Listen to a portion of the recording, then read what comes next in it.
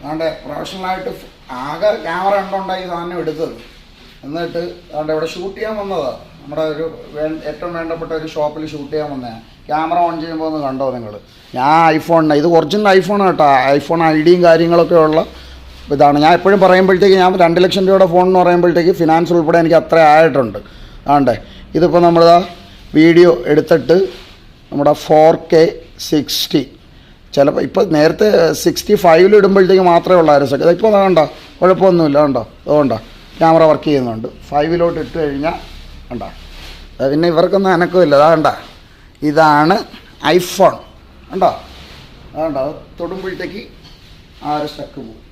അതുകൊണ്ടോ വീണ്ടും നമ്മൾ എടുക്കാൻ വന്ന 5 ഇട്ടാണെന്നുണ്ടെങ്കിൽ എടുക്കാൻ പറ്റുന്നില്ല. ഇതിനെന്തെങ്കിലും ഒരു പോകാൻ വഴി ആർക്കെങ്കിലും അറിയാമെന്നുണ്ടെങ്കിൽ പറ. വേറെ ഒന്നുമല്ല, ആപ്പിളുകാർ തന്നെ പറയും ഇത്രയും ലക്ഷങ്ങൾ കൊടുത്തിട്ട് ഈ ഒരു ഫോണിന് സർവീസ് സെൻറ്ററിൽ കൊണ്ടുപോയി കഴിഞ്ഞാൽ എന്തെങ്കിലും മാറ്റം കിട്ടും. എന്തെങ്കിലും സർവീസ് സെൻറ്ററിൽ നേരിട്ട് പോണ വീഡിയോ ഞാൻ എടുക്കും. അല്ലെന്നുണ്ടെങ്കിൽ ഇത് ഞാൻ കത്തിച്ച് കളയാൻ തന്നെ ചെയ്യും. ഫോൺ പൈസ നഷ്ടം വന്നാലും വേണ്ടില്ല. ഇത്രയും കാശ് കൊടുത്തിട്ട് ആണ്ടോ 5 ഇടുമ്പോഴത്തേക്ക് പോകണം. ആണ്ടോ ഇപ്പോൾ പണിട്ടിട്ടും പോകണം. ഫുള്ളോട് സ്റ്റക്കോട് സ്റ്റോറേജിൻ്റെ പ്രശ്നമാണെന്നൊന്നും ആരും പറയല്ല. ഇതാണ്ടേ സ്റ്റോറേജ് ഇതാ ഏകദേശം 255 GB കിടപ്പുണ്ട്. 255 GB ഫ്രീ മെമ്മറി കിടപ്പുണ്ട്. ആ ക്യാമറ എടുക്കുകയാണെന്നുണ്ടെങ്കിൽ ഇതാ വീണ്ടും ഇതാ കണ്ടോ വീഡിയോ വരെയാണ്. ഇപ്പോൾ 4K 60 ആണെന്നുണ്ടെങ്കിൽ 60 ആണ് നമ്മളിട്ട് എടുക്കുന്നത്. ഉണ്ടേ 5 വരെ ആണെന്നുണ്ടെങ്കിൽ കണ്ടോ അതാ കണ്ടോ ടച്ച് ചെയ്യുമ്പോൾ ഉണ്ടോ അനക്കമില്ല.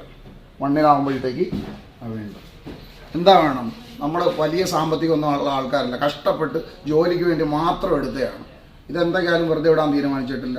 എന്തൊക്കെയാലും ഇതിൻ്റെ സ്റ്റോറിലൊന്ന് പോയി നോക്കട്ടെ. ഇതെന്തൊക്കെയാലും ആപ്പിളിന് ഞാനിത് മെൻഷൻ ചെയ്യുന്നുണ്ട്. ആപ്പിൾ ഇന്ത്യക്ക് ഇത്രയും ലക്ഷങ്ങൾ മുടക്കി നമ്മൾ ഈ ഫോൺ വാങ്ങിക്കുമ്പോഴത്തേക്ക് നിങ്ങൾ ശരിക്കും പറഞ്ഞാൽ നമ്മളെ ദ്രോഹിക്കുന്ന പരിപാടിയാണ് കാണിക്കുന്നത്.